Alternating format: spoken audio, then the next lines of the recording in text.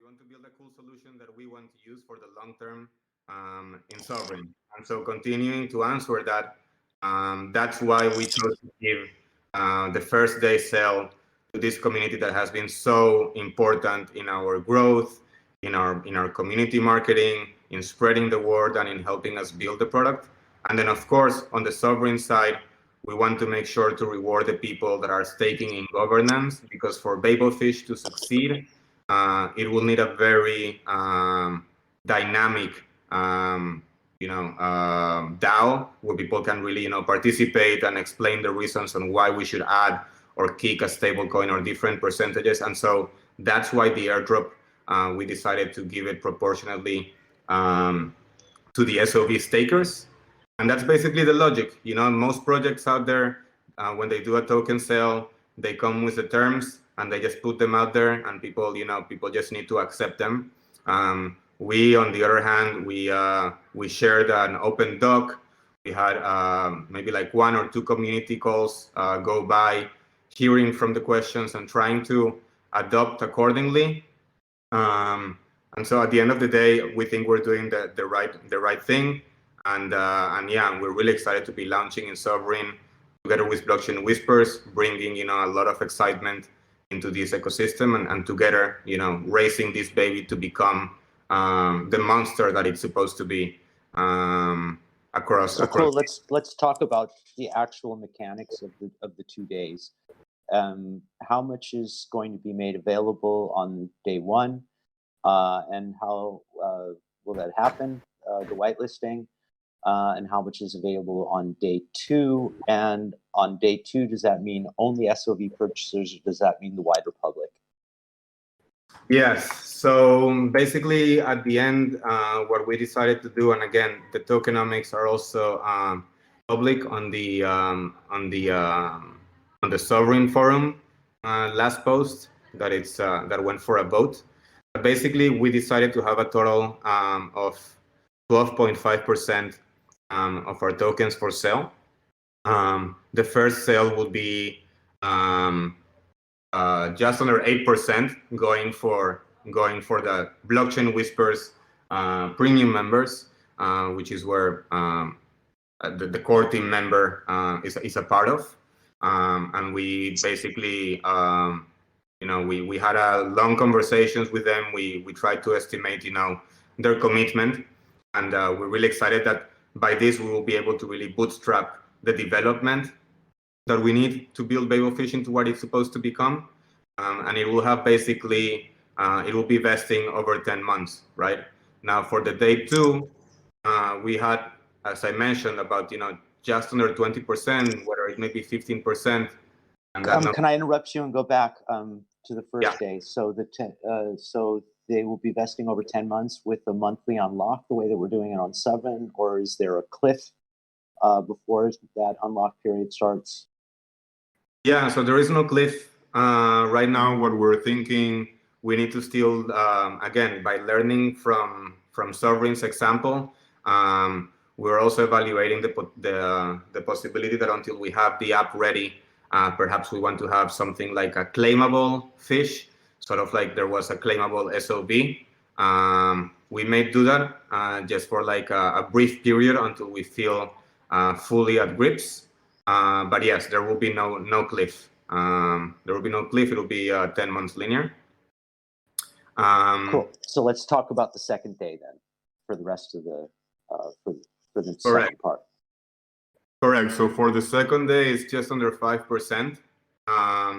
It'll be a little bit of a higher price, but we're opening it up to everyone. And the reason we're opening it up to everyone is because, as I mentioned, there are people that are not in this, Venn diagram overlap that makes BabelFish between Blockchain Whispers and Sovryn.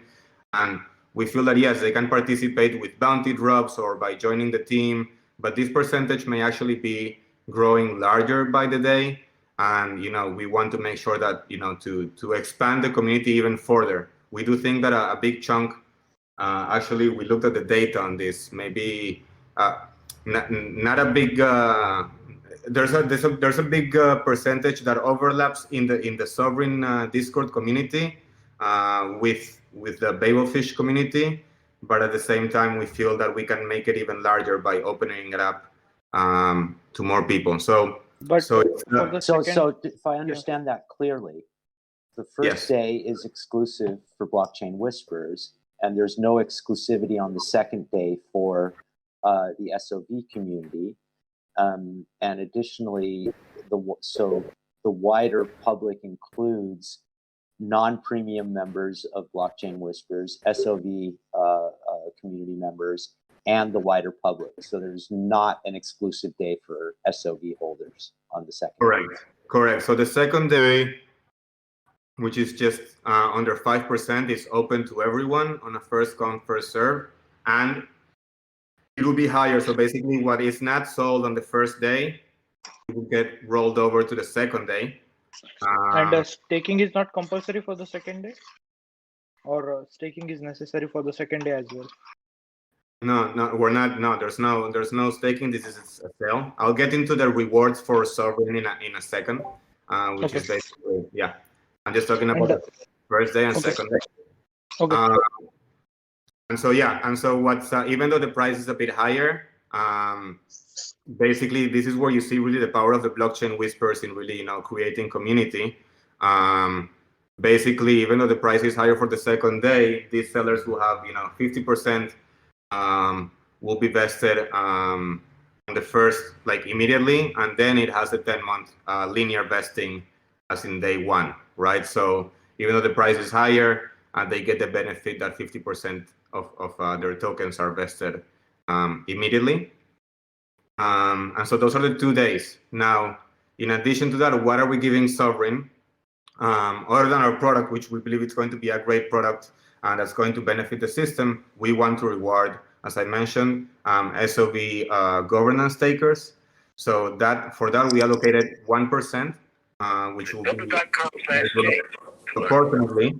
And again, 50% of that will be immediately vested, and then 10 months linear. So we think that's a really cool deal for Sovryn stakers, no matter what they think of BabelFish. And then in addition to that, we hope that they're going to be long-term holders, but we're also going to be giving 2.5% of the fish supply to create an AMM of the fish token against RBTC to be traded on Sovryn. So we think that's a really cool deal, and a big chunk of it, basically, the burden is coming from the day one of blockchain whispers that have a 10 months linear and are willing, to accept these terms, and so that together we can build a successful product long term. Additionally, so what are the limits on day one and day two? I understand the limits are higher on day two for SOV in the public. That's right. Yes. So the wallet limit, the maximum that a user can buy per wallet for day one, it's 2,000 for the blockchain whispers community. So that we want to have as many people from this, hundred thousands of people strong blockchain whispers community. We want to get as many of them as possible, so it's distributed. And then for token sale day two, some people were actually complaining. It's hard to make everybody happy, but basically for the token sale day two, we said, okay, let's increase it. Let's increase the wallet limit from 2,000 to 3,000, just because of the feedback from the community, right? So people were saying, if they get this exclusive one and I'm getting a higher price, then at least let me get more. So this is just based on a lot of feedback and taking, the most popular comments and trying to come up with an equation or a solution that.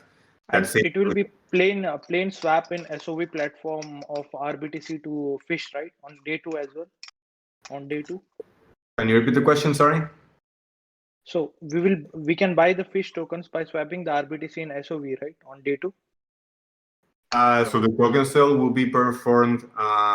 You will be able to buy fish using RBTC, and that's what's written on the SIP that was just voted on. Correct. Yeah. So on day two we can do that, right? Correct. Okay. It won't be a swap in the system. It'll be on the Origin Launchpad platform. Okay, like buy fish with RBTC, something like that, right? Exactly like that. Yes. Okay, got it. Thank you. Yeah. Yes, this was the most discussed topic, I think.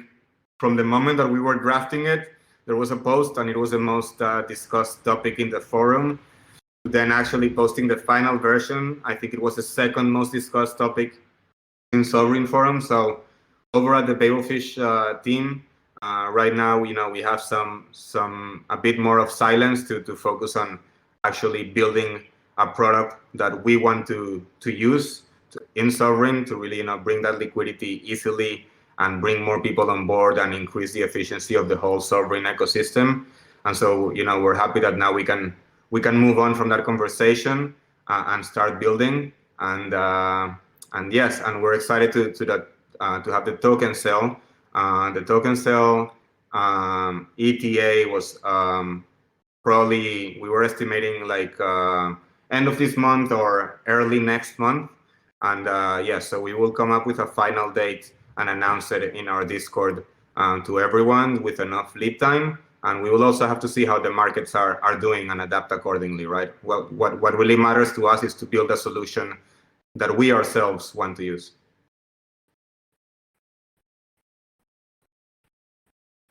Hey, Dark Knight, it's Whipper. If you don't mind me jumping in just for a quick question. I'm just curious to know, again, I haven't really been following the BabelFish too much, so I'm not sure if this is talked about, but are there plans to add liquidity, like the big pools on Ethereum, swap, balance? And if so, has an amount been discussed? Like how much liquidity is the BabelFish going to be putting up? And the second question is, do you guys have any plans for integrations with any of the top lenders like Aave, Compound, to actually get more utilization from this XUSD? Right. So I'm not sure I understood your first question, but let me explain it. I'll start with the second question, and then from there I think it will make more sense. So BabelFish, what it will do, it will accept deposits in Ethereum and on Binance at first, and then it will issue you XUSD on Rootstock, and then you can you can use it on Sovryn, and then from there you can redeem to any of our accepted chains, right? And stablecoins that have enough liquidity in those baskets. What we do with the collateral that we're accepting in Ethereum and Binance, the plan, the alpha version, where we want to do, or later on, the first step where we want to do is to lend it out in Aave and Compound. So we're going to be lending the collateral itself. So whether it be USDC or USDT, those are already accepted and accepted in Aave and Compound and in Venus and paying very high yield. And then we will periodically get that yield that we're earning, stablecoins on stablecoins, and then use our own system to bring it over to Sovryn and basically exchange it for Bitcoin and have some Bitcoin insurance. And that's kind of like the very basic version. There's a lot of other things that can be done where, for example, it's only 80% Bitcoin insurance, 20% could be used for staking rewards and fish buybacks. And so that's what we're doing. In terms of your first question, exactly, I think that kind of answers it. Basically, I'm not sure I understood your first question. Is XUSD something that will be tradable on Ethereum? Right. So we believe that if or when we become sufficiently large with enough of a community and liquidity, then it will be much easier for us to integrate, into Aave and Compound, and make it worthwhile to be traded in Ethereum. But at this stage, in the short term, we are focusing on bringing stablecoin liquidity that's hedged and that can get Bitcoin insurance as a solution to Sovryn. And then from there, more opportunities will come. I know there's, for example, stablecoins like True USD. They just reached $1 billion, and just now they're beginning to be integrated in Aave. I think they just submitted a proposal. So yeah, so with time we can go all over. We can discuss that, but the truth of the matter is that this stablecoin ecosystem evolves so quickly that making these decisions will be a matter of governance and and market conditions, right? So, but yeah, certainly it could be a possibility, right? Certainly it can be the standard across DeFi, and that's what we want to become, and that's what we want to build again, a solid product that's open and transparent from the beginning, and to have a proper record. Hey guys, it's David. So following up on, I guess that second question there, like when you're taking the proceeds and investing them in the lending protocols, like I understand that concept, but actually this morning, Venus on Binance Chain had like an issue, and I think they had about $95 million in bad debt, where essentially the loans became under collateralized, and that's just not going to get paid back, and so the lenders are going to have to eat that. So it might be a good opportunity to like take that example, since you guys have mentioned investing in, or lending into Venus, that.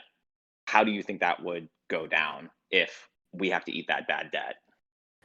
Yes, absolutely. So in our first proposal, we have Aave and Compound. We believe these are the most battle-tested lending protocols out there, and we will be starting with Ethereum first. In Binance, it's a more immature system. It's going to take some time to mature. I think that we will continue to evaluate how Venus does. It's the most battle-tested lending protocol in Binance. But yes, that's a very good point. I saw that news that you're mentioning. Perhaps there are better solutions that we're not aware of yet. But yes, the way that we're going to be generating this Bitcoin insurance is by lending the collateral, and we need to make sure that it's lent to the most battle-tested and used protocols, right? And again, that's the importance. I think the reason that we are hedging stablecoins, it's interesting. We also need to hedge lending protocols, right? It just so happens that the industry is so immature that we only have a handful of options. So again, that's the importance of governance and the importance of insurance and hedging. So we will do our best to stay on top of it and make the right decisions. But yes, I saw that news about Venus. So for now, we're going to be starting, I think, mostly lending on Ethereum, on Compound, and on Aave, and then once we have, again, these decisions will be made by governance, right? So it will be a community decision. Got it. Okay, and sorry, just to follow up, and there may not be a full answer for this, but I guess I'm just trying to understand it. It may not even be built yet, but if that did happen where we had to eat that, like would the fish tokens be sold if the insurance fund isn't enough? Like, yeah, again, I don't know if I'm kind of digging too deep here because it hasn't been fully fledged out, but like, yeah, have you thought about that scenario? It's like, how do we recoup that difference? Are all the stable coins just going to be underfunded, or will the fish stakers eat that cost? Like, that deficit has to come from somewhere, I guess is what I'm saying. Yes, of course, and yeah, and that's the nature of this industry of of recreating money and coming up with new protocols and systemic risk, right? This is systemic risk, and that we're seeing, and just like it can happen with a protocol, it's a good question. Just like it can happen with a lending protocol, again, it can happen with a stable coin that you think you can trust, and then day after suddenly it goes down in value.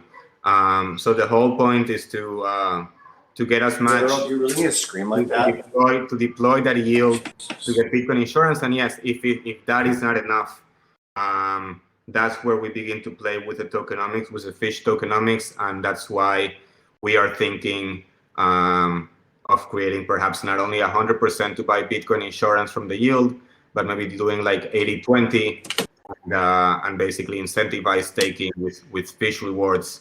And then these takers would be sort of like rewarded for taking the risk in case the Bitcoin insurance is not enough, which is something similar to systems that some of our team members researched in the past.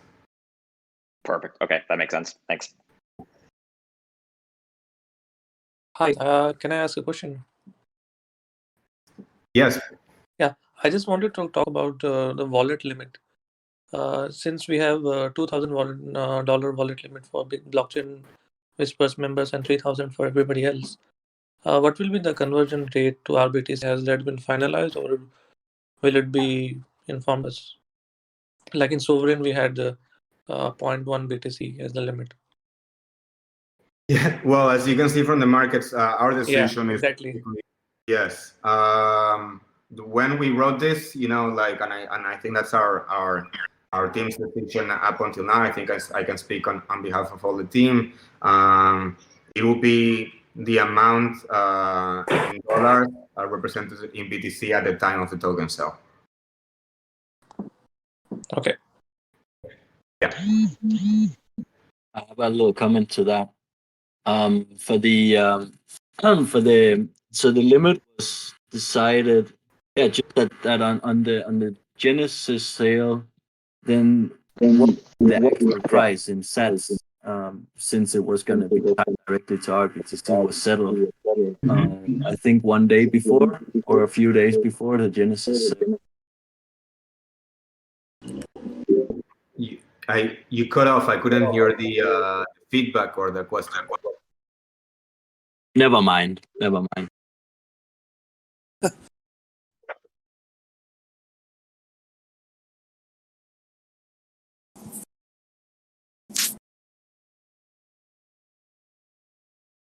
Hey, Dark Knight.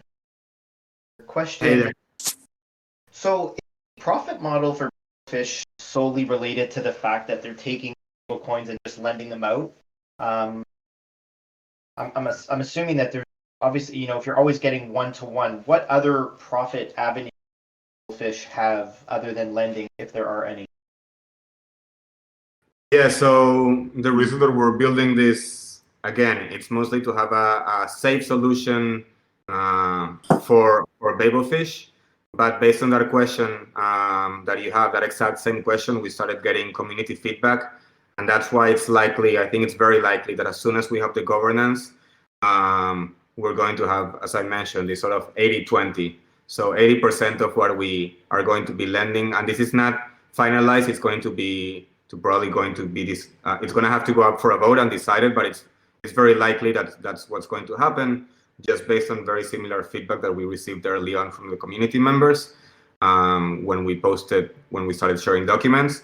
And so just to answer that question, we are likely going to use 80% of the yield for Bitcoin and then 20% to do some sort of fish buybacks that can then be redistributed to the stakers, which again, as was answered before, that not only would give us, an extra level of insurance based on our own tokenomics, but it will also make sort of like our token stronger in that sense, right? But to me personally, I just think that we need a strong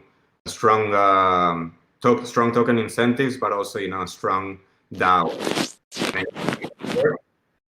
But yes, that's probably why we're going to be evolving from 100% to buy Bitcoin to more of an 80-20 solution that enables staking.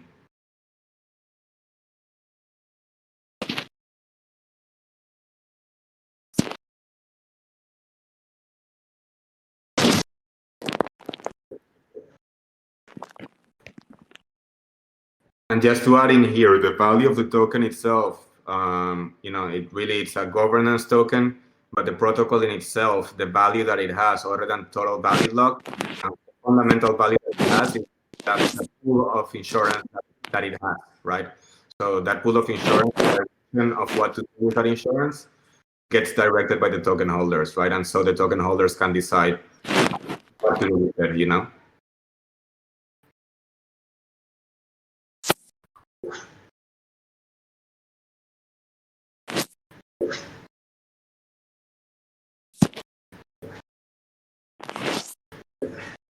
Dark Knight, do you ever have any paranoia around the fact that a lot of these centralized stablecoins can be essentially stopped at any point, and that a lot of these centralized I don't know, they could either blacklist or whatnot. I'm just curious what your opinion is on what the state of centralized stablecoins are in general. Yes, we actually had a cool conversation in our previous, in like 2 community calls ago. Someone asked us a very similar question, and I think it was Iago that actually said something very insightful, which is basically,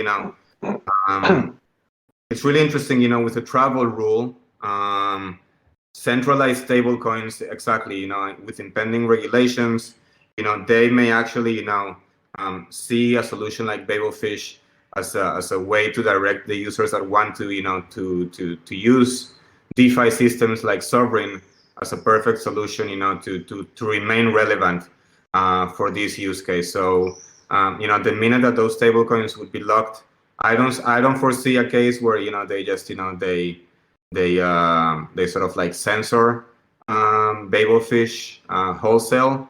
Again, this is sort of like we'll have to see how the markets evolve, but in theory, it would actually be a positive for BabelFish.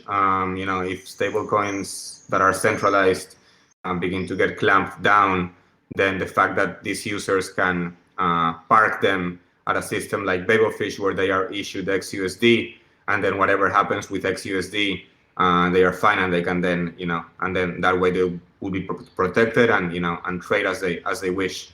But of course, there are other things that they can do. I'm not going to speculate here, right? This is very experimental, and yeah, we do not know how far governments can go, right? If a government wants to do something really badly, they can do it. So, but in just from like a high level, I think it will be a positive for the industry, for centralized stablecoins to have centralized stablecoin users to have solutions like BabelFish where they can bring them over and do their own DeFi without their monitoring.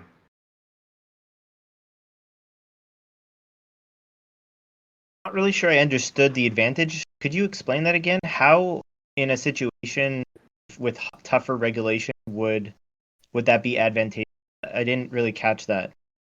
Yeah, so let's say that, for example, centralized stablecoins cannot be used in DeFi protocols, but if they can be parked, assuming that they could be parked in something like BabelFish, where they then get XUSD in exchange, then that would be a way for these users to continue using DeFi without actually holding that centralized stablecoin. So that is kind of like the way that I see it. But there are other ways in which a government can decide to censor, for example, just our contracts, right? They can they can ban, for example, DeFi addresses. They can also ban those centralized stablecoins from being deposited in something like BabelFish. So it depends on how far they want to go. But what I'm saying is that if they don't go so far as censoring BabelFish to accept deposits from those centralized stablecoins, then it provides like a roundabout way or like an alternative way for these users to continue to participate in DeFi by creating our meta stablecoin.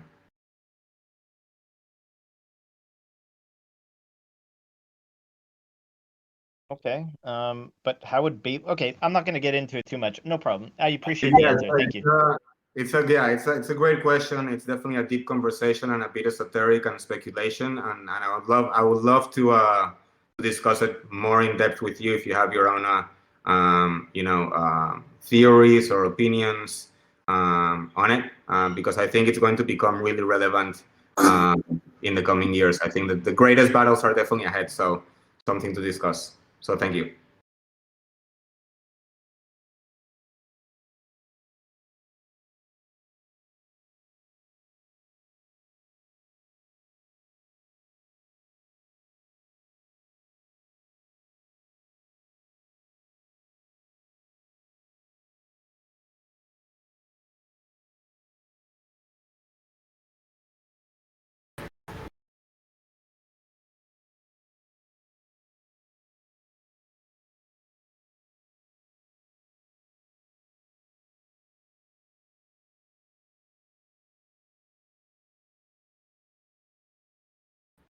Cool. I don't know if Exile Surfer is still here moderating the chat.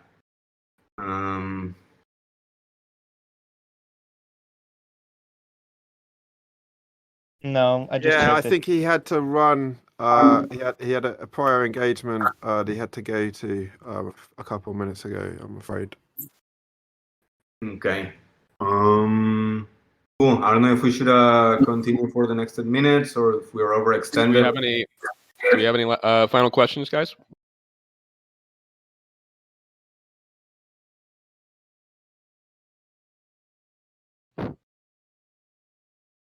Going once, going twice.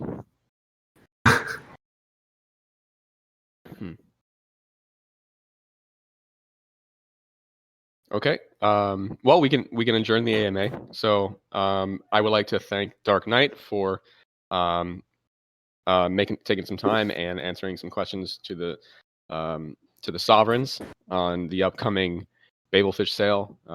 We're all very excited for it, and yeah, we hope that it turns out to an success, and everyone stay sovereign. Thank you, Ingalandia, and thank you everyone for the opportunity. All right, take care, Dark Knight. Take care, everybody. Cheers. Bye. Bye. Stay healthy. Guys. Bye. Cheers, everyone. Bye bye. Bye bye. Is anyone from the team sticking around? I'm not from the team, but I'll stick around because I just have some general Sovryn questions, not BabelFish related. If anybody wants to spitball on them. Who's talking right now? Who is that? DC David. Roy. Yeah. D-Roy? DC Roy. Oh, DC Roy, what's up, buddy? It's Whipper. I just have a question. If anyone knows whether or not when using